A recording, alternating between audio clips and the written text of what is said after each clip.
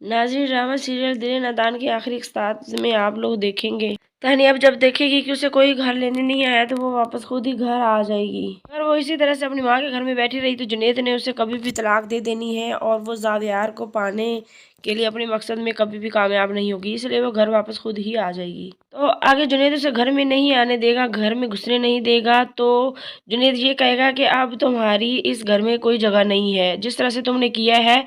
जुनैद तानिया को तलाक देने का फैसला कर चुका है और बहुत जल्द तलाक के कागजात तानिया के घर में भिजवा देगा। इस तरह से तानिया हक्का बक्का रह जाती है देख कर कि ये मेरे साथ क्या हुआ।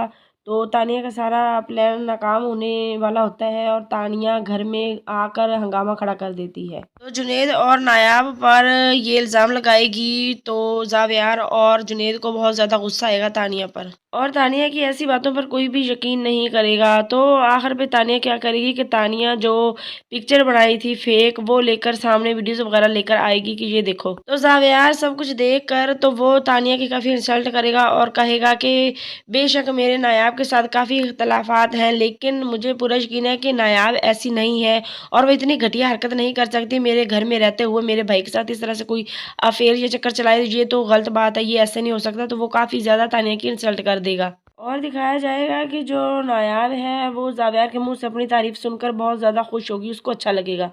तानिया नायाब और जुनैद का इमेज ख़राब करके घर वालों के सामने इस तरह से करके तो ये नायाब को ज़ावियार की ज़िंदगी से निकालना चाहती थी, लेकिन ऐसा नहीं होगा। वो सब इसलिए कर रही थी ताकि नायाब ज़ावियार की ज़िंदगी से चली जाए और तानिया ज़ावियार को पाले। और सारे घर वालों को जब तानिया की हकीकत का पता चल जाएगा तो सारे घर वाले तानिया के खिलाफ हो जाएंगे।